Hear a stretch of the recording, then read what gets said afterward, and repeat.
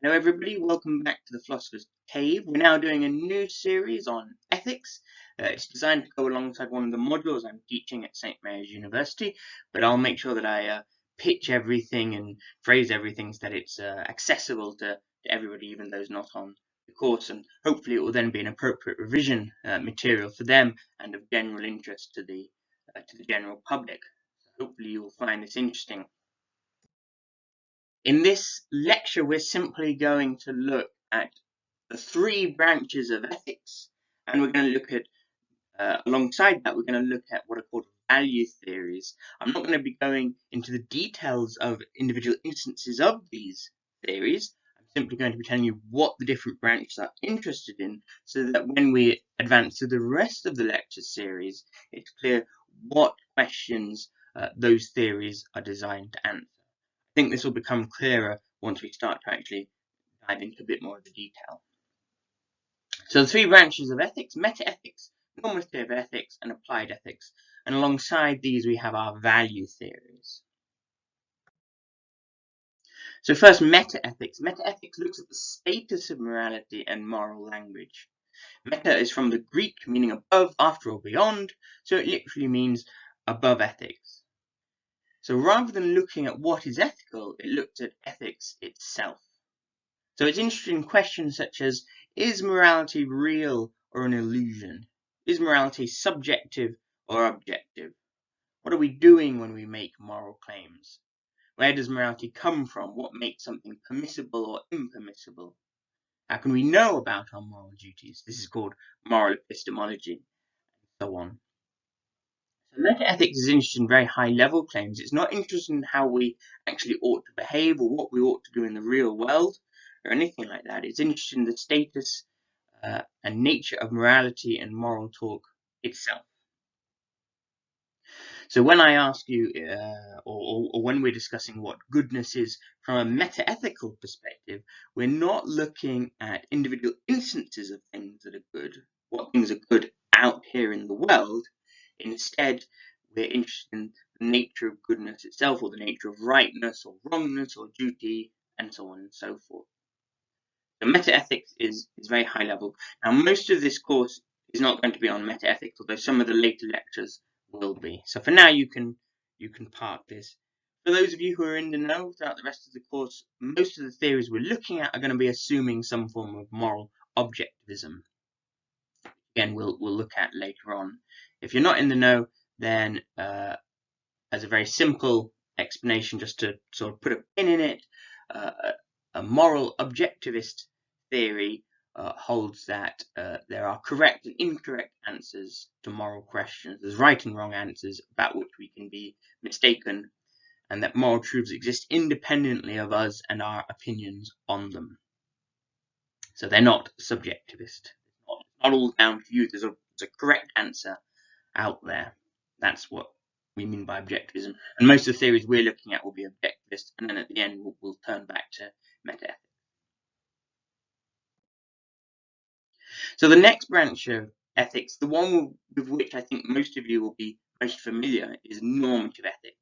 Okay, normative ethics examines what we ought to do in abstract. This is what most people think of when they think of ethics. Okay, it's interested in how we ought to behave and what we ought to do. It's interested in our duties and obligations, the permissible, the impermissible, and the obligatory. And some will also add the supererogatory, which means the above and beyond the call of duty, and so on. And it tries to answer questions such as, is lying ever permissible? Am I obliged to give to charity? Is abortion permissible? And so on. And then finally, we have applied ethics, which is interested in how we do ethics in the real world. Once we've agreed in abstract that, for example, we ought to give to charity, applied ethics will help us to decide which charities to give to and how much. And it's particularly important for policy making at the level of government, big business, and charities, as well as for how we live our own lives. Now, note that in a sense the three branches of ethics are distinct, but they also blur into each other, and the answer you give to one branch will influence the answers you can and can't give to other branches. Similarly, there's lots of sort of questions that are somewhere between the two, particularly with applied and normative ethics. So some people might think that the abortion question is an issue of applied ethics. Some might think that considering abortion in broad strokes is normative ethics, but then how we legislate for it and so on and so forth, that's an issue of applied ethics. It doesn't really matter precisely how we divvy it up. To some extent, it's just bookkeeping. But the point is that there are three different levels of questions we can ask about ethics. What is ethics itself? What ought we to do in abstract, and what ought we to do in the real world? And each answer, and we can answer each of those questions independently, although the answers we give to each will have implications for the answers further downstream, so to speak. So I hope that's all clear. So alongside the three branches of ethics, we have what are called value theories. Okay, and a value theory is interested in clarifying the different ways that things can be valuable and what things fit into which category of value. Often, a value theory will distinguish between intrinsic and instrumental value. Something is intrinsically valuable when it's worth having in and of itself. Pleasure and knowledge are often stock examples.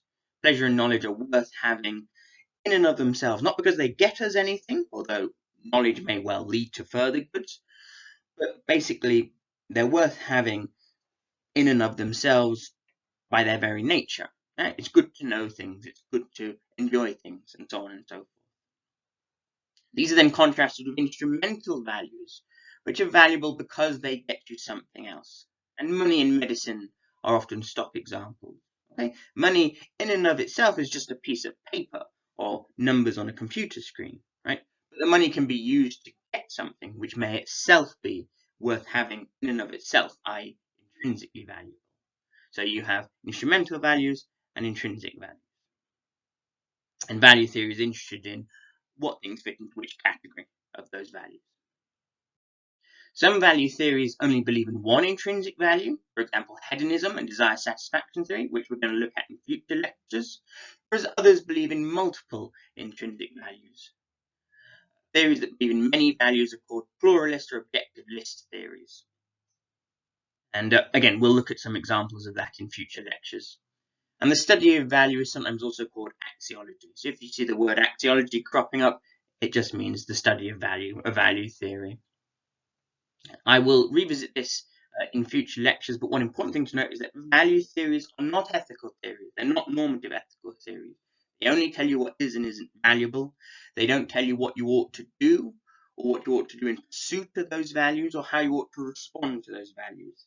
In that sense, they have a very narrow area of interest. They're only interested in value or in goodness. They're not interested in duty or obligation or anything like that. I will revisit this in future lectures, but do bear that in mind. For my students at St. Mary's, the set text for the module is Russ, Shafer-Landau's The Fundamentals of Ethics.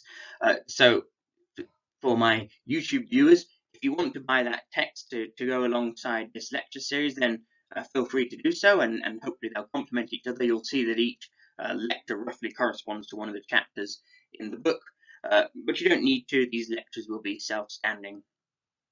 Anyway, I hope this all sounds like an interesting lecture series. I hope you'll enjoy the videos. If you haven't, don't forget to like and subscribe, and I will look forward to seeing you in the next video. Take care. Goodbye.